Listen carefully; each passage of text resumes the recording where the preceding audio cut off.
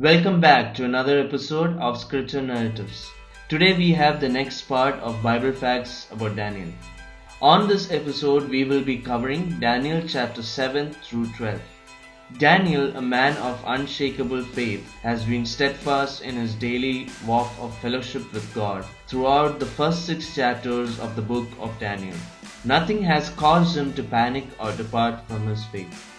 Daniel 7 records an unusual vision that he received in the first year of Babylonian king Belshazzar 555 to 556 BC.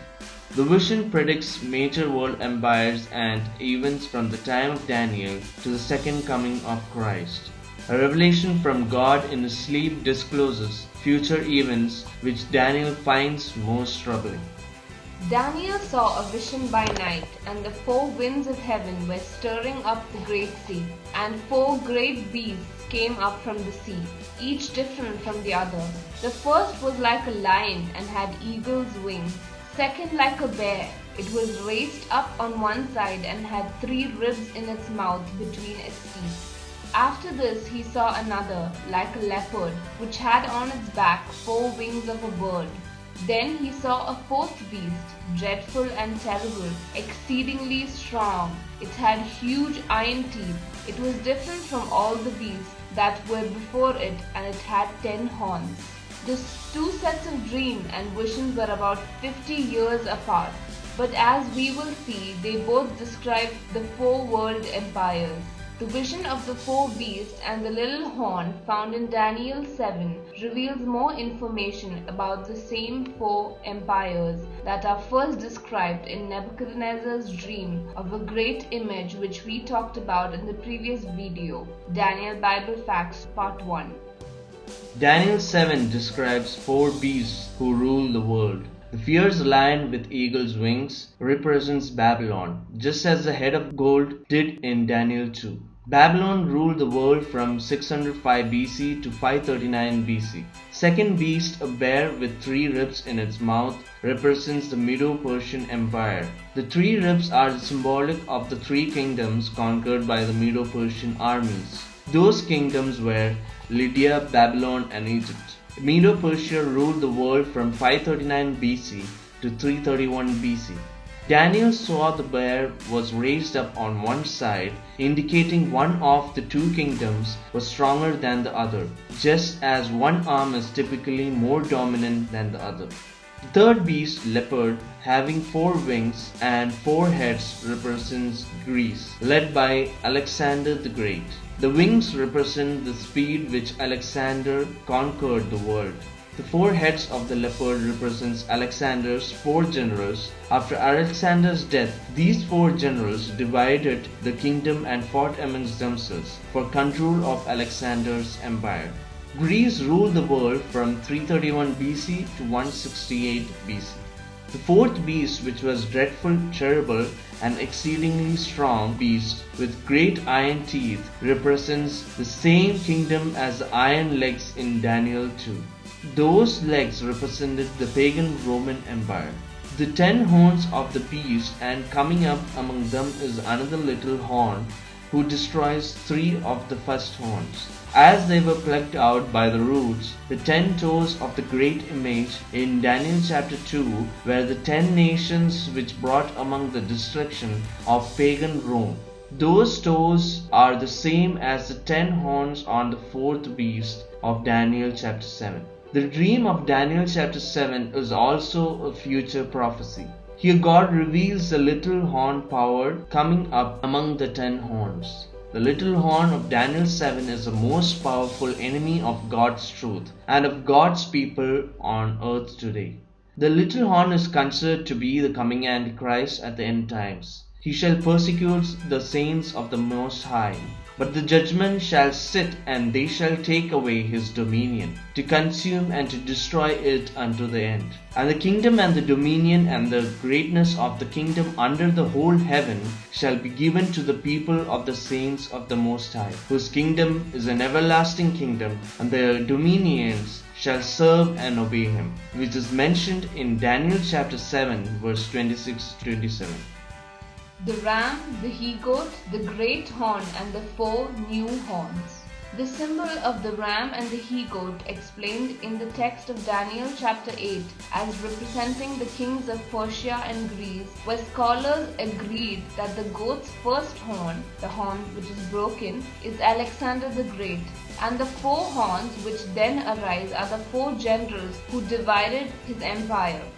The detail that the goat does not touch the ground as he attacks the ram may reflect the speed of Alexander's conquest. This little horn of Daniel chapter 8 verses 9 would do incredibly evil things to the Jewish people and the temple site in Jerusalem, which is explained in Daniel chapter 11 verses 29 to 31. This little horn would turn out to be Antiochus IV Epiphanes of the Seleucid Empire. Also, this little horn is prophesied to be the shadow of the end-time persecutor.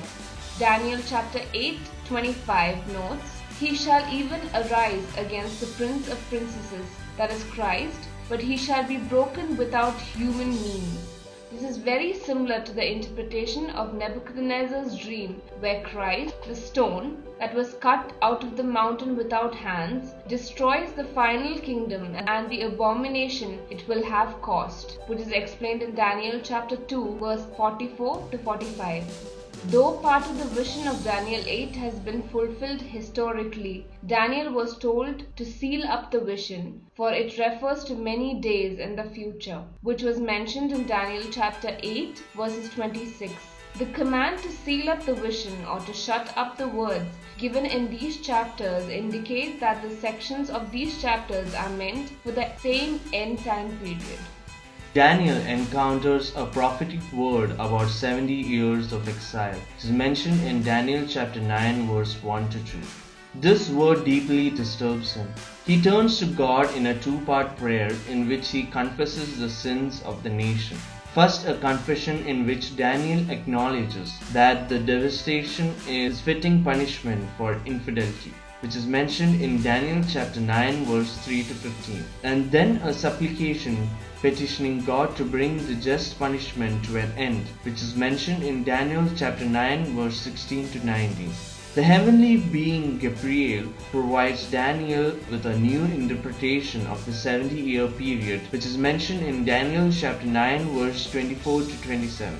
In Gabriel's interpretation, Israel will undergo extended but limited period of affliction to purge sin from its midst.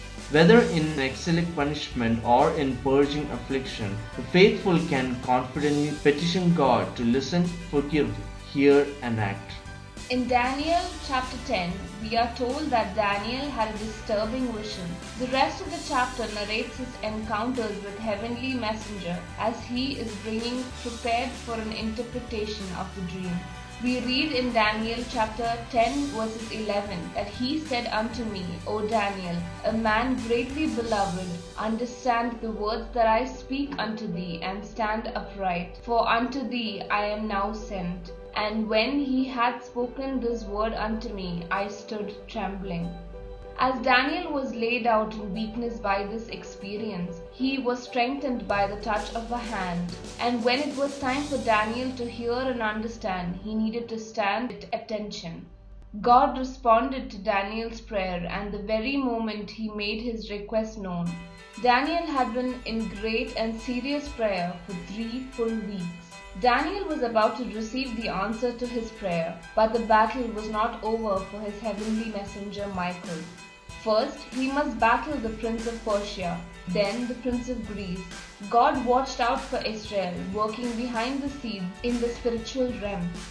Daniel chapter 11 reveals the content and the meaning of the dream. Daniel chapter 12 announces the intervention of Michael, a heavenly being assigned to protect the people of God, and the resurrection of the faithful. As a unit, Daniel chapters 10 to 12 asserts, as have previous chapters, that the future of the people of God will not be easy.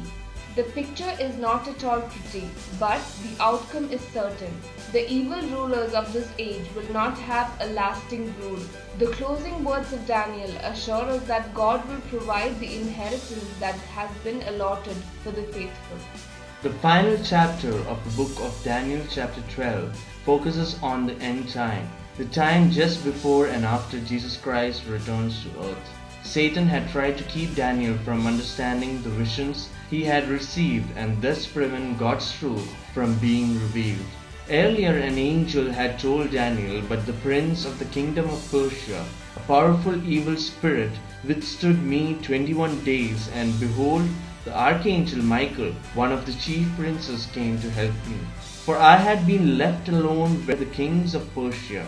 Now I have come to make you understand what will happen to your people in the latter days. For the vision refers to many days yet to come, which was mentioned in Daniel chapter 10 verse 13 to 14. Daniel 11 provides a very long and detailed prophecy of events that would occur from the time of Medo-Persian Empire through the end time. Daniel chapter 11 explains from verses 1 to 35 about Jews getting persecuted among three different kings. It happens over a period of 200 years, where the king of the north, the king of the south, and Antiochus IV Epiphanes persecute Jews, where Antiochus IV defiles the altar in Jerusalem. Antiochus IV Epiphanes is said to be a shadow of the Antichrist. Daniel chapter 11 verse 36 explains about a future prophecy that shows the future Antichrist at the end times, who will persecute the Jews more than ever. He will be against God and the people of God. He shall regard neither the God of the fathers, nor the desire of woman, nor regard any God, for he shall exalt himself above them all. But in their place he shall honor a God of fortresses and a God his fathers did not know. He will make a covenant with the Jews, which was mentioned in Daniel chapter 9 verse 27. Daniel chapter 12 ends by saying that soon Daniel's own career would involve death and he shall rest. Daniel would not live to see the fulfillment of his own prophecies, but is here promised that he would be resurrected to receive his reward. All who trust in Daniel's God will likewise be blessed, which is mentioned in Daniel chapter 12 verse 13. Daniel's life and ministry spanned the entire 70-year period of Babylonian captivity. Daniel's life was characterized by his faith, prayer, courage, consistency, and the lack of compromise for evil. The good news we can understand from the prophecy of Daniel, especially in Daniel chapter 12, is not only about a future time of trouble, which is mentioned in Daniel chapter 12 verse 1. It is also about people being delivered, which is the greatest news in the Bible. Jesus Christ is going to return and establish the kingdom of God. As Daniel had explained to King Nebuchadnezzar, which is mentioned in Daniel chapter 2 verse 44, that the God of heaven will set up a kingdom that will never be destroyed, nor will it be left to another people. It will crush all those kingdoms and bring them to an end, but it will itself endure forever.